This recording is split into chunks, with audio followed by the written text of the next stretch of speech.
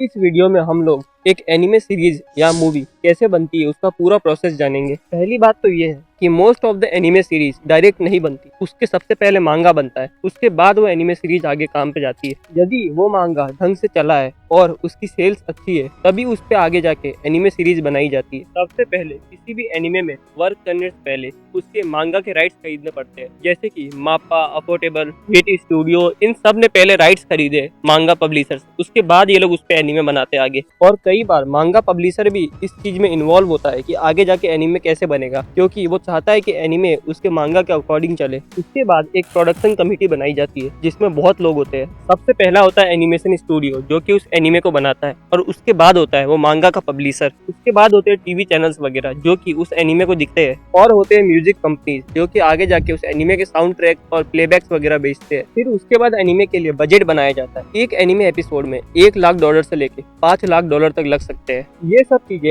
Animation quality और उस anime के कॉम्प्लेक्सिटी पे डिपेंड होता है, कैसे सीन्स है, या तो फाइट सीन्स है या नॉर्मल सीन्स है। एक नॉर्मल टीवी सीरीज बनाने में एनिमे की 9 से 12 महीने लग जाते हैं, और वही यदि हम लोग कोई मूवी बना रहे हैं तो उसमें कई साल भी लग सकते हैं। एक एनिमे या तो किसी मांगा पे या नॉवल पे या वीडियो गेम पे या किसी नए आइडिया पे बनाया जा सकता है। सबसे पहले क्रिएटर उसके मेन कैरेक्टर्स डिजाइन करेगा और उसके बाकी के सीन्स डिजाइन करेगा। उसके बाद वो अपनी टारगेट ऑडियंस ढूंढेगा एंड फिर वो डिसाइड करेगा कि एक सीजन में कितने एपिसोड होने चाहिए। एक सिंगल कोर में 12 से 13 एपिसोड होते हैं और वहीं पे डबल कोर में 24 से 25। उसके बाद एनिमेशन का काम चालू होता है और हर एपिसोड के लिए अलग से स्क्रिप्ट लिखी जाती है। यदि किसी पुराने मांगा पे बनाया जा रहा है एनिमे तो राइटर अपने हिसाब से उसमें छोटे मोटे चेंजेस कर सकता है, और यदि कोई ओरिजिनल वर्क है तो उसका काम स्क्रैच से शुरू होगा। उसके बाद कैरेक्टर डिजाइन होता है। कैरेक्टर डिजाइन में देखा जाता है कि एनिमे कैरेक्टर डिफरेंट एंगल्स से और डिफरेंट एक्सप्रेशन में कैसा दिखेगा। फिर उसके बाद उस एनिमे वर्ल्ड का डिजाइन किया जाता है कि एनिमे में बिल्डिंग्स कैसी दिखेगी, लैंडस्केप कैसा दिखेगा, वो सब कुछ। इन कामों के लिए पहले उसके रफ स्केच बनाए जाते हैं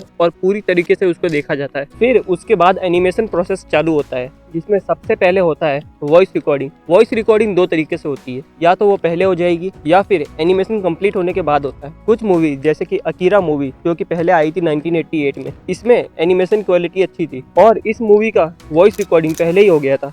जो एनिमे के मेजर पार्ट्स होते हैं उन्हें की एनिमेटर्स करते हैं, जिनका नाम गेंगा होता है। उन्हें गेंगा कहा जाता है जापानीज लैंग्वेज में। ये लोग सबसे मेन पार्ट बनाते हैं एनिमे के। उसके बाद आते हैं दोगा, ये इन बिटवीन सीन बनाते हैं जो कि नॉर्मल सीन्स है जिसमें ज्यादा मूवमेंट नहीं है। फिर बात आती है बैकग्राउंड। बैकग्राउंड बनाने के लिए डिजिटल टूल्स का यूज किया जाता है और उसमें कलर्स एंड इफेक्ट डाले जाते हैं। उसके बाद इन सारे कैरेक्टर, इफेक्ट और बैकग्राउंड को कंबाइन किया जाता है एक जगह। फिर उसके बाद इसमें कई सारी कटिंग होती है, ट्रांजिशन होते हैं, और उसके बाद एक एपिसोड बनता है। और इसमें उसके साउंड ट्रैक, म्यूजिक सब कुछ डाला जाता है बीच में, और इफेक्ट्स भी डाले जाते हैं म्यूजिकल। उसके बाद फाइनल एपिसोड में एरर देखे जाते हैं कि कोई किसी जगह पे एरर तो नहीं है, और यदि है तो उसको ठीक किया जाता है, और यदि और अच्छी क्वालिटी में डालना है तो इसको रीमास्टर किया जाता है। फिर उसके बाद एक एनिमे एपिसोड को रिलीज किया जाता है और मोनेटाइज किया जाता है। सबसे पहले इसको टीवी पे दिखाया जाता है, और कई स्ट्रीमिंग प्लेटफॉर्म्स जैसे कि नेटफ्लिक्स, डिज्नी प्लस, हॉटस्टार, ये सब भी एनिमे खरीदते हैं। उसके बाद एनिमे को ब्लू रे पे बेच दिया जाता है, जहाँ पे इसके और एपिसोड्स भी ऐड किए जा सकते हैं, या फिर इसकी क्वालिटी बढ़ा दी जाती है, 4K तक कर दी जाती है। यदि एनिमे ज्यादा सक्सेसफुल हो गया तो आगे जाके उसके बहुत सारे गेम्स भी बनते हैं और अलग अलग टूल्स बनते हैं, और जिन जिन लोगों ने उस पर पैसा लगाया था उन सबको रेवेन्यू में से थोड़ा थोड़ा मिलता है। इसके अलावा भी ये लोग कई जगह से पैसा कमाते हैं। ये लोग एनिमे को इंटरनेशनल बेच देते हैं, और उसके अलावा कई ऐप जैसे कि क्रंची रोल, इन सबको भी आगे बेचा जाता है, जहाँ पे इसको डब करके दिखाया जाता है और उससे और पैसा आता है। उसके अलावा किक स्टार्टर और कैंप फायर, इन सब जगहों से सीधा फैंस से पैसे लिए जाते हैं एनिमे बनाने के लिए, यदि वो लोग चाहते हैं तो। इसके अलावा बीच बीच में मूवीज भी रिलीज करी जाती है थिएटर्स में, जिससे और रेवेन्यू आता है। और यदि किसी एनिमे का म्यूजिक ज्यादा पॉपुलर हो गया है तो उसके सिंगर्स उनको लाइव कॉन्सर्ट में भी गा के रेवेन्यू कमाते हैं। तो आज की वीडियो में इतना ही। Thank you very much for watching.